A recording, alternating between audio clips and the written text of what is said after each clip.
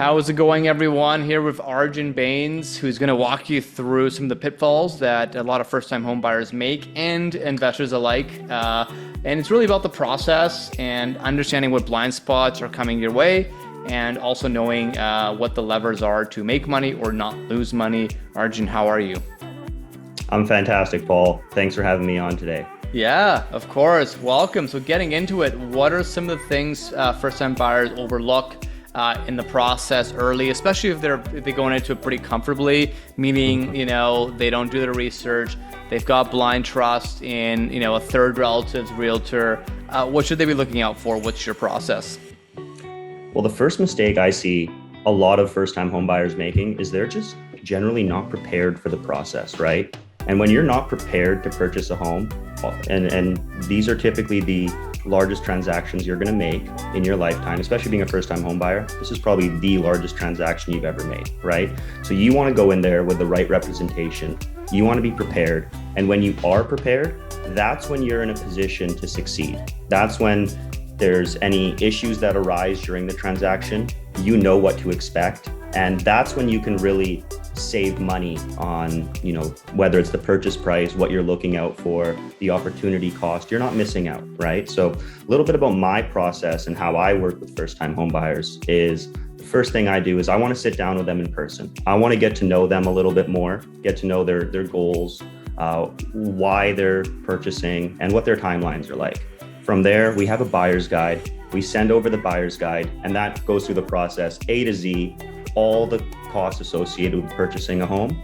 And then in some cases, we'll actually even go through a mock scenario where we'll write a contract, get it submitted, go through all the paperwork. And the reason for this is just to, educate our buyers, have them understand this is the process, this is what some of the pitfalls are. And when you know what can go wrong and you're prepared for it, it makes the entire transaction, I should say in this case, stress-free. So it's a matter of being prepared really and having that right person in your corner to go through the entire process with you. So a little bit of a unique approach. Most realtors, they want to get you set up on a drip. They want to start meaning like a bunch of automated emails, right? Exactly. They just want, have you been pre-approved? What's your pre-approval number? Okay, we're going to start sending you homes, right? Yeah. They want to stay top of mind, but they're not really getting into that nitty-gritty. They're not getting to know you as an individual, what your needs are. And at the same time, they're not going through that entire process with you. Now, if you're a sophisticated buyer, you may not need to go through that process, right? You've been through it a few times before. But with a first-time home buyer, no matter how confident you are in the process or you think you are in the process, it's always a good idea to have all your ducks in a row and make sure you're not overlooking anything. Definitely couldn't agree more. And I guess related to that, like advice for people that are looking for that right property, personal or investment, of course, or I would always say a mixture of both, because if you get a property that doesn't have good resale value and you're upsizing, etc., it's, you want this to benefit your finances, never be a detriment. So what are the key factors that, people overlook that you consider? The biggest key factors that I see when people are looking for the right property is they often spend too much time trying to reinvent the wheel, trying to get one up on the market, other investors, whether it's personal or an investment property. My advice would be don't reinvent the wheel. So if you're a first-time home buyer or somebody just looking for a principal residence, look for an area. And again, this goes back to, figure out what your short, medium, long-term goals are. Is this an area where I can raise a family? Are there good school catchments? Things you essentially can't change. The investment side of things, I can go a little bit deeper as well, where if you're an investor, the phrase don't reinvent the wheel is important because, as an investor, you want to just look for where other larger corporations, for example, Walmart, McDonald's, Burger King, Costco, they have millions upon millions of dollars that is put into research and development every single year. Right. So, you're competing with teams upon teams of people that are looking for ideal investment locations. So look in those areas. Look where there's growth happening in the retail sector, in the commercial sector, where there's a lot of development happening, and purchase there. You're going to do great purchase a home, whether if it's an investment property, throw a tenant in there, 5-10 years, you're going to do fantastic. If it's a personal property you're looking at for a principal residence, look for great catchments, great location, great lot size, just things like that, right? And there's no need to try to outsmart the market in that sense. And that's one of the key factors that, in my opinion, sounds simple, but is often overlooked.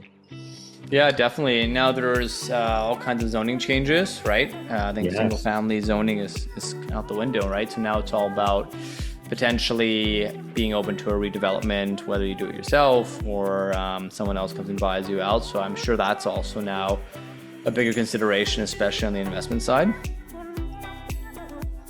For sure it is. With a well-run strata is pretty important.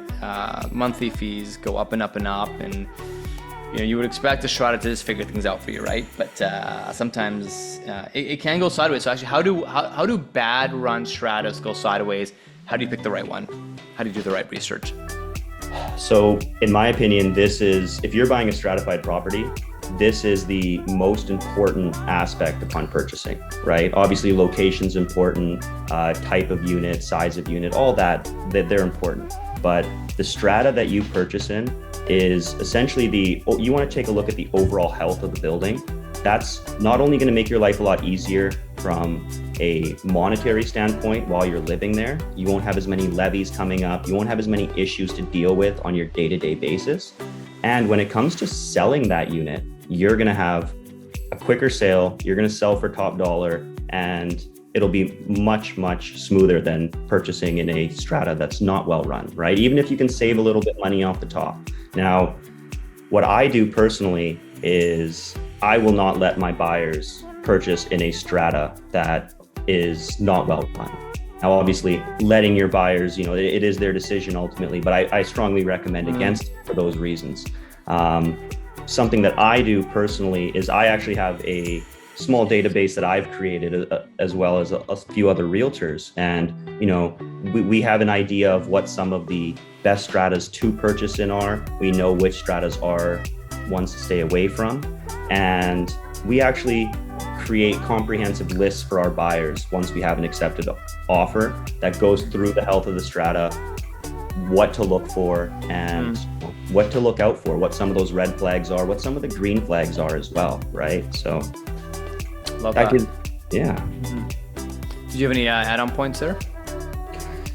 Just when you're looking into a strata, it's really important that you take the time to identify who the council members are as well, how they're allocating the money, how they're spending the money. So something I always recommend to my buyers as well, and not a lot of people do it. I own 2 rental properties and I'm on the strata council for both.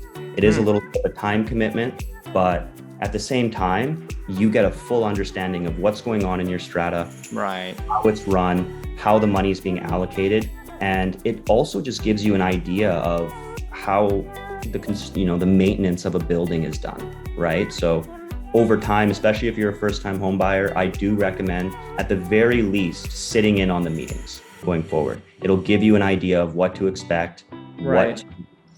What the upcoming levies are. And you did also touch point, Paul, on these fees are going up and up with stratas, right? As of earlier this year here in 2024, now in BC, stratas need to allocate 10% of their monthly, strata fees to the contingency fund. Prior to this, it was only 5%. So this is the law now? Like they have to by force? Yes, this is the law. It came in early 2024 here. Right. And, it's a bit of a double-edged sword for stratas, simply because on one hand, we have a little bit extra going into the contingency funds. Yeah. Right. Double. So these stratas that are historically not well run, or, they do, there's some inadequacies in how their money management is. This will help bolster their contingency funds and make it a little bit of a better investment over 5-10 years, because they'll have more money saved up for repairs. Where this does create a bit of an issue, at least for some buyers, and high strata fees spook people, right?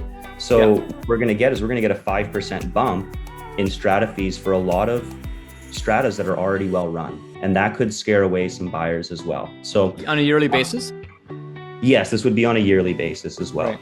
So, one thing that I want to stress when you're a first-time home buyer, and you're looking at a stratified property, don't get spooked by high maintenance fees. One of High being what, like over 500, 600, like yeah, and it really depends on type of strata. One bedrooms are pushing $400-500 a month now. Yeah. And that can be expensive, especially when some of your gas, heat, hot water, garbage, sewer, sanitary systems aren't included. Then you're paying $400 or $500 plus another $150 for hydro, whatever it may be, all those other services, right? So in this case, what you want to do and what I would recommend is either chat with your realtor, look through the strata documents and see exactly what is included in these strata fees, right? So, for example, I just helped a first-time home buyer. He purchased out in North Surrey here, great one bedroom, and his strata fees went up from about $317 to $405 a month, right? And that's quite a big jump, right? Almost 25% increase there. So what he did when we were looking at it is we took a look at what's included. He had gas, heat, hot water, and his garbage removal, sanitary sewer system all included in that. When we were to go to other stratas and we were to look at strata fees that were around the 250, 300 range, so, about 40 to 50% less, they don't include all that. Some of them may not even include hot water, gas, heat, anything like that. So when you actually calculate what the total cost is going to be over time, each month, it's actually going to be more on the condo that has lower maintenance fees.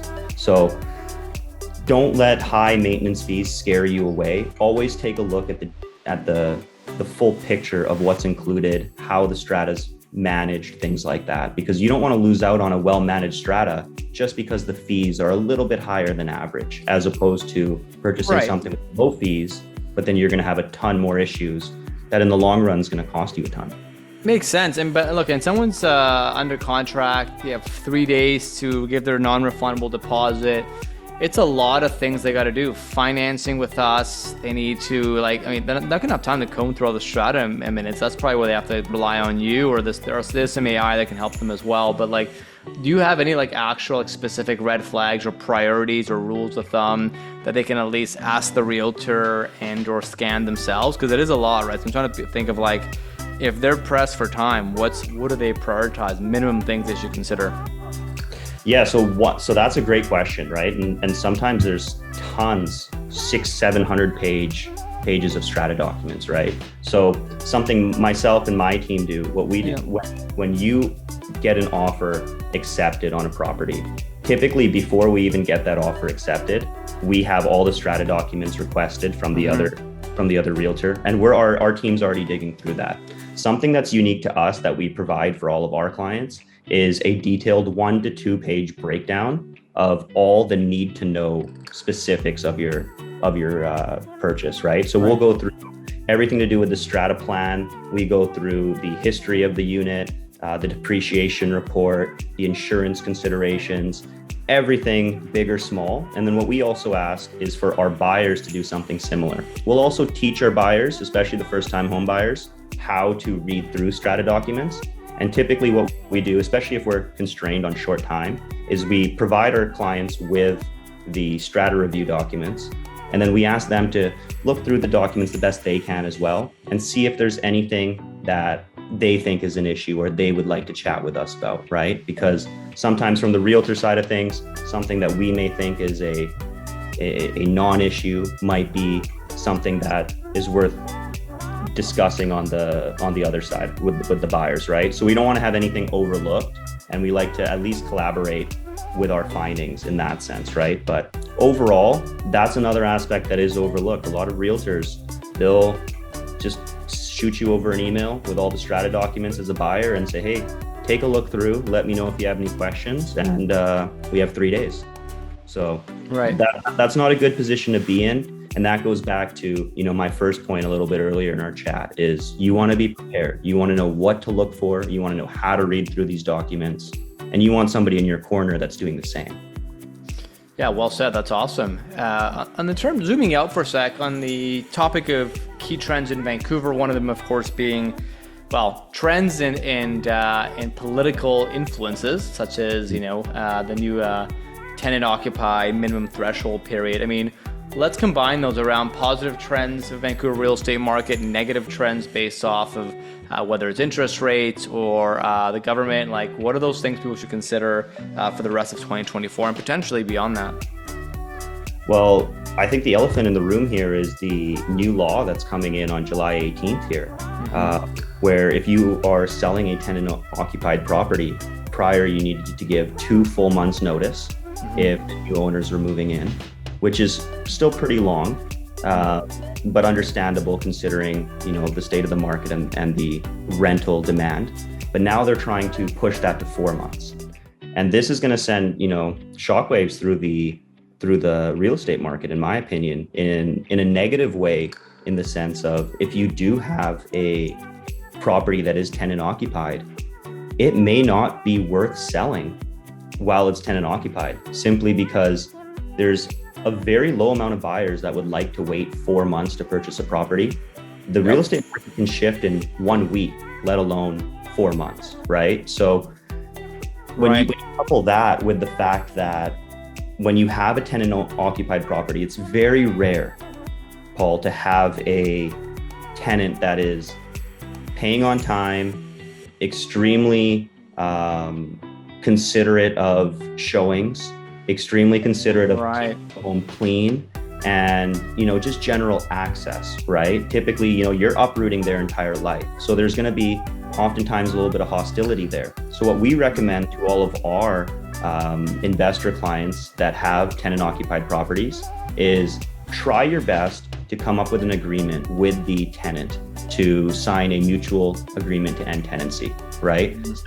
This is often called cash for keys, and this has proven to actually net you more money in the long term, even if you do have to pay a little bit in the terms of a few months rent to get that tenant out. The reason why is because from the realtor side of things, we now can open this property up to a larger amount of buyers, right? Whether it's we're showing the property vacant, any touch-ups, any repairs that we need to do to get the home show ready, we can do. We can show it anytime, and we can have the possession date anytime as well. So we don't have to wait that 4 months. Now, where this is going to negatively impact the market as well is there's going to be a reluctancy for a lot of landlords to not sell their units, right? I know right now we're seeing a little bit more of an uptick in listings, right? But a lot of these listings, if you really take a look at it, they're not these 1-bedroom, 2-bedroom, entry-level condos and such. They're still going pretty quick, right? In some cases with multiple offers, highly dependent on the neighborhoods as well. But there's not a lot of inventory on the lower end that's sitting. And this is where we're seeing the most demand for these rentals, right? So over time, as time goes on, in my opinion, I think what we're going to see a lot of is less inventory in the entry level market, because landlords are going to be a little bit more reluctant, knowing that they're leaving money on the table. And from there, we're going to have less inventory, higher prices, right?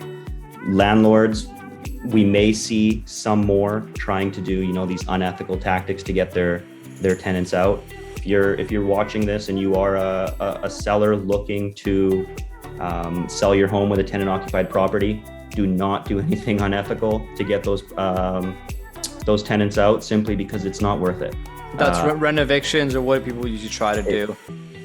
So typically, they'll try to get somebody to move in, family member, when it's not really a family member moving in. Rent evictions. There's a few municipalities where you can't even do rent evictions anymore. New West is just one of them that comes to mind. So you have to tread lightly as a landlord. And I understand, being a landlord myself, where there's some pitfalls and some issues with dealing around tenants, especially tenants that are paying below market rate. But that's just the state that we're in right now, right? So unless a landlord is extremely underwater, for the most part, they're not going to sell that unit. and go through that hassle, I should say. So what they're instead going to do is they're just going to leave it rented. If they need to pull some money out, if they're not underwater, you can always just take a HELOC off that property, right? You take a line of credit. Line of credit, right? Exactly, right. And avoid the capital gains exemption as well. It's another topic that's pretty top of mind these days. Yeah. Exactly, and just to segue into that as well. So you know, obviously, there's no loans or there's no capital gains to be paid on loans.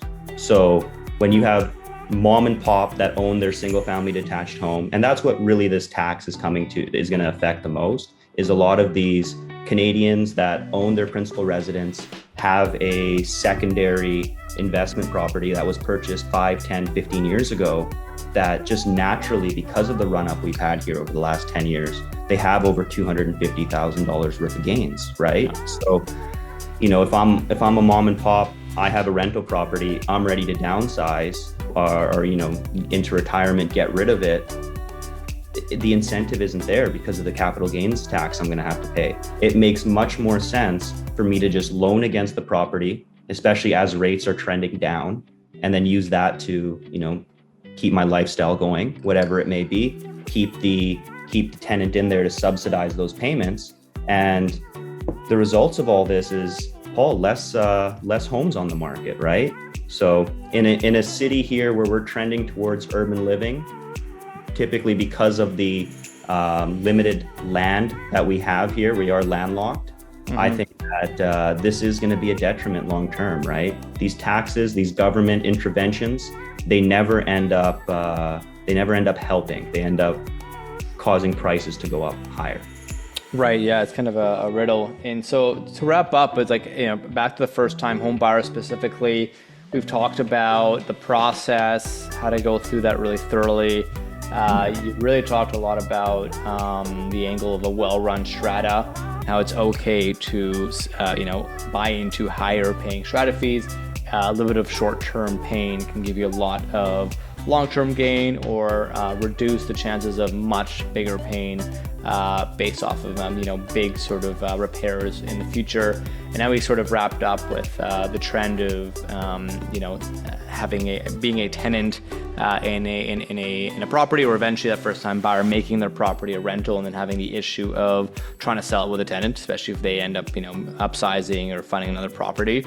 Any last words in terms of things people should know about, specifically first-time buyers, people that haven't bought or sold in a while as well, in terms of coming out profitably and with a good night's rest? My word of advice is don't jump into any of the media hype, what they tell you, that you need to be hitting certain goalposts at certain times in your career, in your life, whether it's a certain age or whatnot. Buying a home, especially as a first-time home buyer, is a unique experience. Not everybody gets that opportunity. So when you do get that opportunity, make sure that you are well prepared. Make sure that you have the right representation in your corner, and you'll do terrific, right? Always look at real estate as a long-term investment. Don't look at it to speculate. Don't look at it to make quick money. That's where you see the horror stories in real estate. But if you purchase a property, whether you're a first-time home buyer or a seasoned investor, for the purchase of holding it long-term, utilizing the property, whether it's for investment or just shelter to live in, you're going to do fantastic, right? Where we see most people losing money in real estate is when they take on risky investments, quick timelines, and they don't have that representation in their corner to steer them one way or another. You know, people like myself or like you, Paul, that have that experience, whether it's on the sales side of things or the mortgage side of things. Those are just some of my closing thoughts. Those are some of the most important points I would mention. Love it. Arjun Bains, everyone, giving us some of his wisdom. He walks the walk. He's got 2 rental properties on the actual Strata Council. So you're really in the weeds on the field. So thanks for your time, and that was great. I'm sure people will have a lot more follow-up questions, and we'll make sure to link all your information in the show notes. I appreciate it, Paul. It's always a pleasure chatting with you, and thanks for having me on. Of course. Until next time. Thanks, Arjun. Cheers.